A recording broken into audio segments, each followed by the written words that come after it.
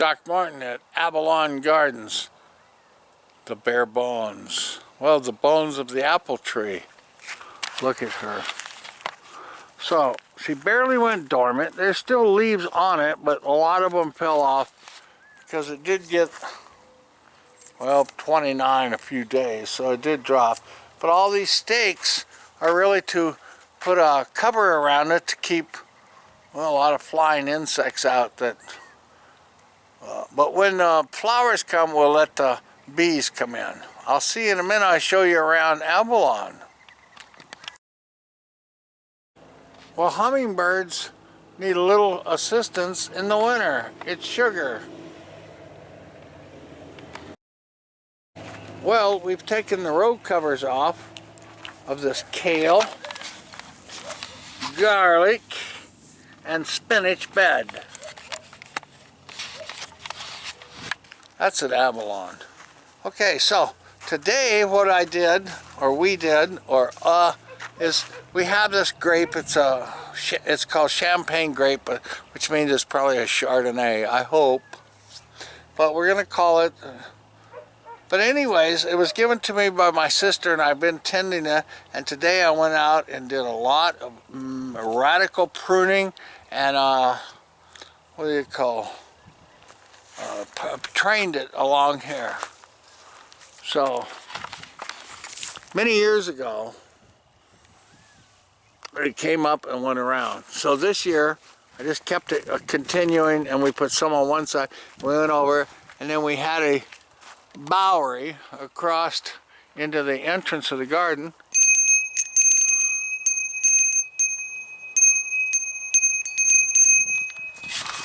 The story of that bell, well, it was used in a thesis for relieving suffering, interdimensional suffering.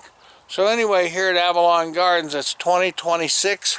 We've just got done shooting all the mineral shows, and the main show at the Coliseum, I call it the Coliseum, and it really was the Coliseum, but it's the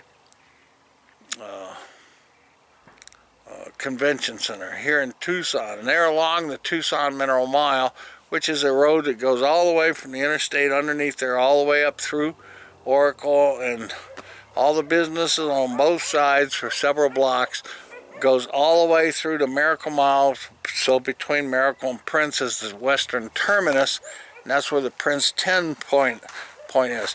But anyways, I'm retired from that right now, and we hope that somebody has taken on Tucson Mineral Mile. But I have got to do gardening, and here in the Avalon Gardens, we're in the Cholla Forest, but it is under dark skies. We're only 22 miles directly east of Kitt Peak National Observatory. So we have dark skies, and we have glamorous camping. Someday we'll make that a... But let me show you some more about the grape. Well, the grape being trained up over this bowery, and then we opened it up, and so all the buffalo grass here has been removed. We made another new dam for the water. We used a bag of manure on it, and then the cuttings, each one of these where we cut them off, we put in dirt or waterproof tubes of dirt, each one of these cuttings. So we rub the buds off, and then the roots will start, and then so we make clones. And all the clones that we have are these two other clones are iris, the yellow orris root, and the papyrus or papyri. So here it is. This is papyri growing, and this is the iris. So we're real happy with the results here. Now I have a little greenhouse. We'll go over there and show you the greenhouse. But every day, even when it's 50 here, and there's a fan going at all times, we'll see that. But the point is because I don't have a throughput and you don't have a cooler, it will reach over 100 degrees if you close the door. So every morning I have to go out before the sun, open it up, check the temp. So every day we write the temperature down, And look, here's even a thermometer in the garden. So from Avalon Gardens, we're still feeding some birds a little bit. And yes, a homeless guy. Well, a guy that he was standing on the side of the road, and I saw these bird houses. He said, "Oh, I have these bird houses." I said, "How much?" He told me, and I said, "Well, I'll have one." So I hope Mother comes to visit. Thank you, you wonderful creator of bird houses. Now my nicotinia, rabbit tobacco, or no, but it contains nicotine, and it maybe have been used by Native Americans, but this is its new growth coming out. And everybody tells me, you should get rid of it. No, but I did trim it. So it enjoyed it, and then I nurtured it. And then we rescued these plants here. I don't know if their name is hostilis or not. But it can be made into fabrics. So the aloe vera are over there. Of course, they have the milkweed thistle, which is on top of it. But it'll go away. So I don't go in there and rip up plants just because I gotta show you something else. See this plant? Believe it or not, that is wild mustard. And that's what mustard seeds, when they dry out, they grind them up and add your vinegar and whatever to make mustard. So we just leave stuff alone. Here's the greenhouse. We built this for a couple of $100, and we used old tin, a PVC pipe, a door from a sliding glass door. We have these tie downs, and we made this wonderful little greenhouse. Well, you can hear the fans. It's inside there, but look on these right here, these beans looking things. That's moringa. Moringa in India is called the tree of everlasting life. You can eat every part of this, but it is subtropical, and it doesn't like Arizona winters, and it will freeze and die back. But if you keep it going like I do in this little greenhouse and bring them out, but it's amazing that I found out that only during the winter time do they put out the seeds. But you gotta leave the door open so the bees will come in. So we'll go down to the beehive and check that out, but check out, we have the chiltepine. Now this chiltepine, that's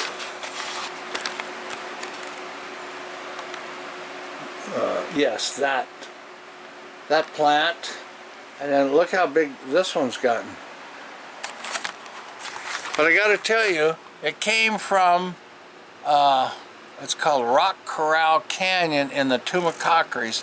And that plant, I don't know how old it is, but it's big enough to have been to be a tree.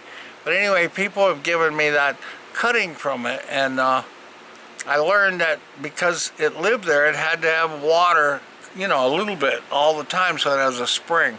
So I keep these watered, and then I take cuttings, and everything that I make is clones and cuttings, and I save all the seeds.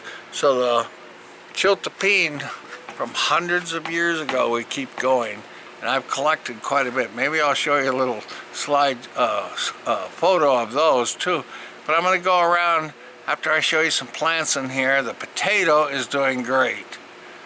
The bees, and then we'll go out from the Avalon Gardens. This is Doc Martin. Keep the faith, and we're a small voice for joy. Grow your seeds, keep your seeds. Well, these are figs. They're taken from cuttings. And boy, don't they look good. Well, also in here is pomegranates. Now, if you leave pomegranates out, they will drop their leaves, and then they'll come back and all. But if you do keep pomegranate, like avocado and all this, and in the greenhouse, the leaves will stay on, and you get a jump. And of course, these were grown from seed. Almost everything I have is grown from cuttings or seeds at the Avalon Gardens. In the Cholla Forest, dark skies, over Avalon. An occasional cactus too. And guess what else we have? Medjool dates, male and female.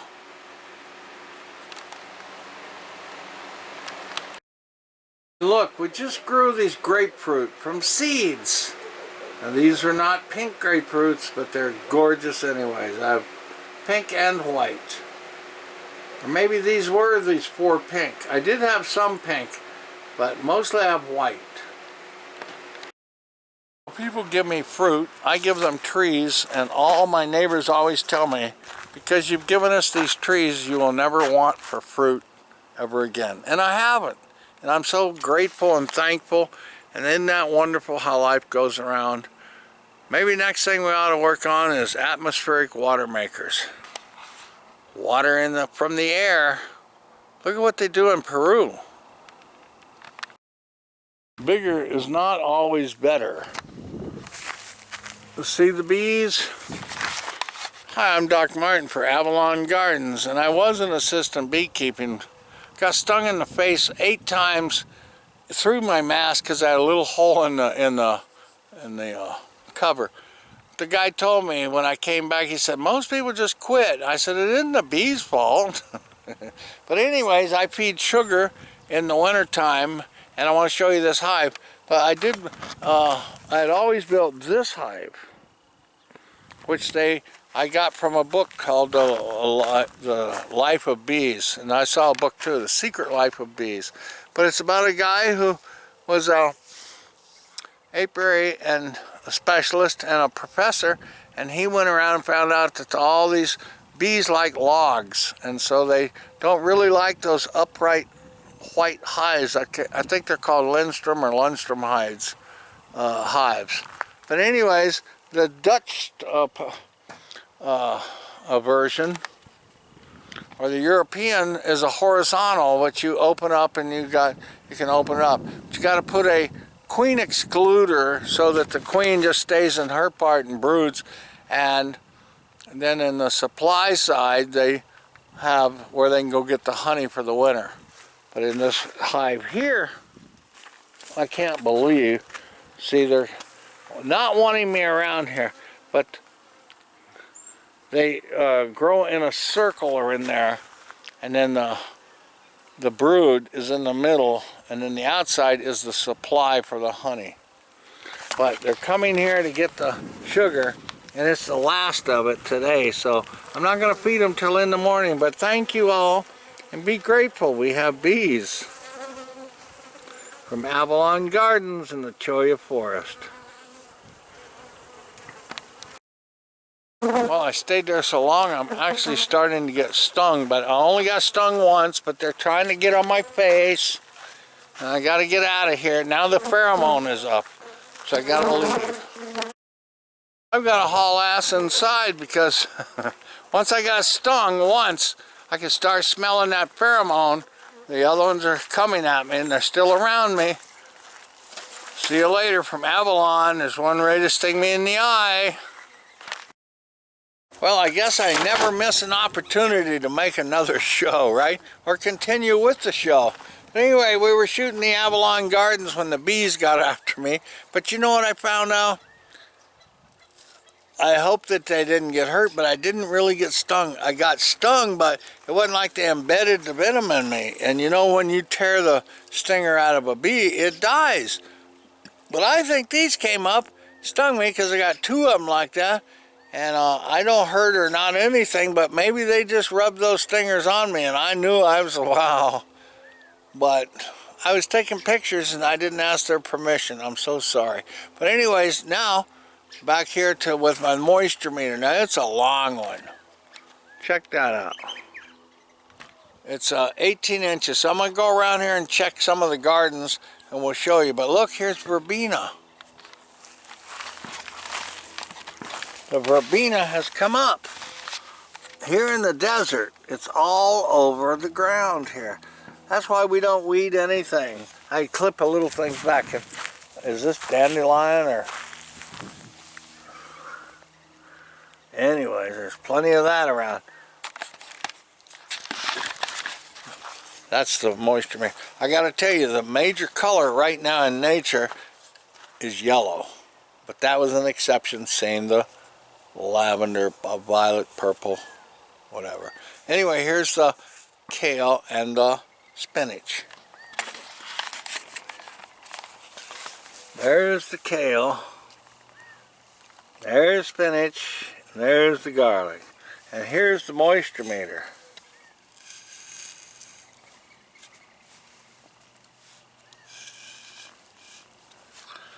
It shows that it's not that wet.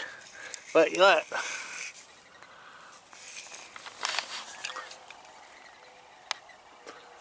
I'm shocked. I just put a sprinkler out here and I soaked it. And yet, you know, one thing I've learned about raised beds, and they do dry out really, really quickly, but I watered the heck out of this. Wait a minute, I just saw a white flower. Look at this.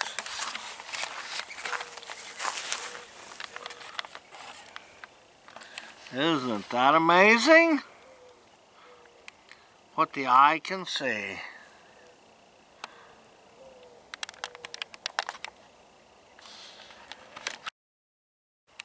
I call this shot full-on kale.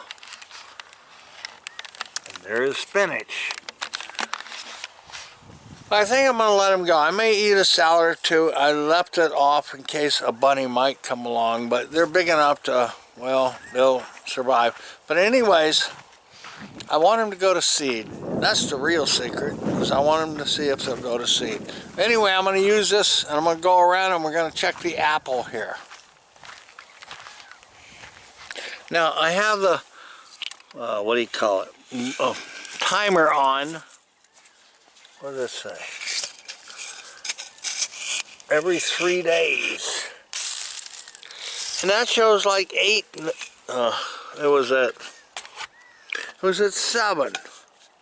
It's plenty got water, and I've been watering every 3 days, so I think everything else is okay.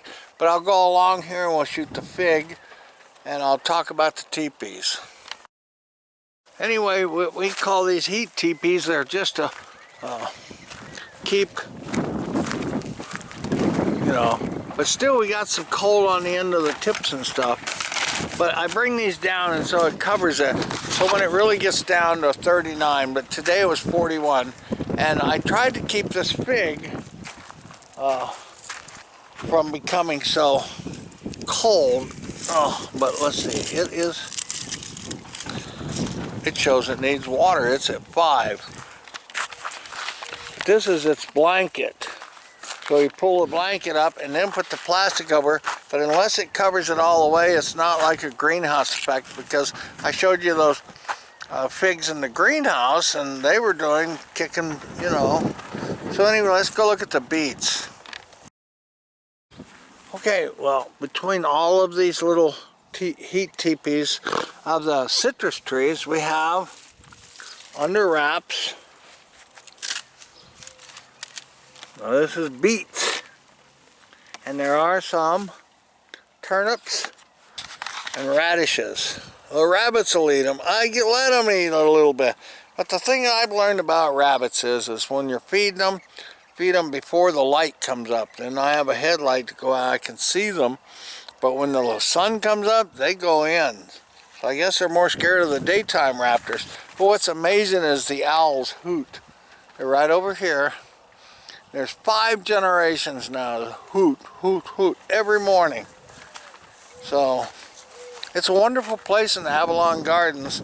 Maybe you can come out sometime and see the stars or dark skies. But anyway, I'll be back with another story. Well, we're gonna walk out to the carob tree. It's the substitute. It's a substitute for chocolate taste, I suppose, but it has no qualities of the chocolate at all. But it does taste good, and we use it. But anyway, it's a very large tree, and it was quite prolific. And we got seeds from it and grew it, and so we have several carob trees growing around. But they are a giant tree. I'm not saying, well, they grow up to 35, 40 feet. They're a huge tree. I'd say at least 25 feet.